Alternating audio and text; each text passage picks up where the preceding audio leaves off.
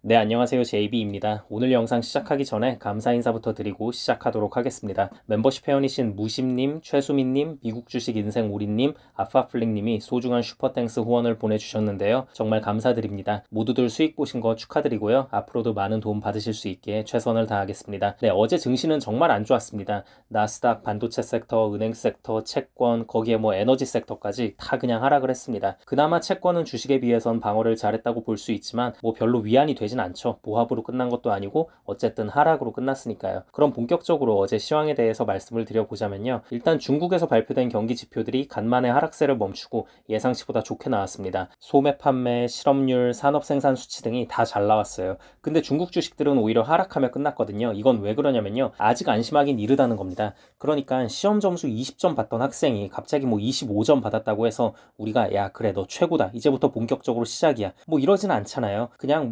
지난번보단 잘했네 이 정도 얘기하고 말지 그런 느낌이었다고 보시면 됩니다. 또 결정적으로 어떤 부분이 있었냐면요. 중국은 결국 부동산 경기가 살아나야 되는 나라잖아요. 근데 부동산 쪽 침체는 여전히 이어지고 있다는 거예요. 여전히 부동산 쪽으로 투자금이 몰리질 않습니다. 1월에서 8월까지의 고정자산 투자 상승률이 전년 동기 대비 3.2%밖에 안 나오면서 예상치인 3.3에도 못 미쳤거든요. 이렇게 되면 또 6개월 연속 감소세인 거고요. 그리고 또 전년 대비 부동산 개발 투자 증가율이 마이너스 8.8%가 나왔습니다. 여전히 부동산 쪽은 별로 좋게 보고 있지 않는다는 얘기죠. 그래서 이런저런 것들을 종합적으로 고려해 봤을 때 아직 중국 경기가 좋다고 안심하긴 이르다라는 게 전체적인 시장의 판단이었던 것 같습니다. 자, 그리고 어제 발표된 미국의 주요 경제 지표들은 생각보다 괜찮았습니다. 산업 생산 수치가 예상치를 상회했고 미시간대 기대 인플레이션 수치는 오히려 예상치보다 낮게 나오면서 전체적으로 지표는 나쁘지 않았어요. 근데 왜 그렇게 어제는 폭락을 했냐면요. 일단 첫 번째로 유가입니다. 유가가 요즘 계속 오르는 추세잖아요. 근데 이 와중에 중국의 경제 지표들도 생각보단 괜찮게 나와버리면서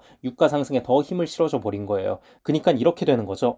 야 중국이 지금 투자할 때인지는 모르겠는데 그래도 어쨌든 바닥에서 경기 지표가 튀어오르는 거 보니까 적어도 유가는 더 오를 수 있겠는데 하는 심리가 퍼져버린 겁니다. 그래서 유가는 오르게 됐고 지금 인플레도 잡히지 않았는데 유가가 오른다는 건 주식시장과 채권시장 모두의 악재죠. 그리고 또 어떤 소식이 있었냐면요. TSMC가 반도체 장비 회사들에게 납품을 지원해달라고 요청했다는 소식이 로이터 통신을 통해 전해지면서 반도체 섹터가 폭락을 한 부분이 있습니다. 이게 TSMC에서 공식적으로 내놓은 입장은 아니고 내부 관계자를 통해 전해진 소식이라고 하는데요. 반도체 장비 회사들에게 납품 연기를 요청했다는 건 추후 반도체 수요에 대한 우려가 있다는 거죠. 그리고 이 소식에서 구체적으로 ASML이 거론되면서 ASML의 주가가 어제 특히 많이 폭락을 했습니다. 자, 그리고 그동안 증시에 알게 모르게 좋은 분위기를 가져와 주었던 암도 문제가 됐습니다. 암의 주가가 너무 고평가인 것 같다는 월가의 분석이 나온 건데요. 참고로 암의 PER이 엔비디아 수준이거든요. 근데 엔비디아는 매출과 순이익이 폭발적으로 증가하는 모습을 보이면서 증명이라도 했지. 암은 사실 매출이 계속 떨어지는 추세인데 엔비디아급의 고평가를 받는 게 말이 되냐는 거죠. 그래서 이런 월가의 분석 플러스 TSMC발 악재로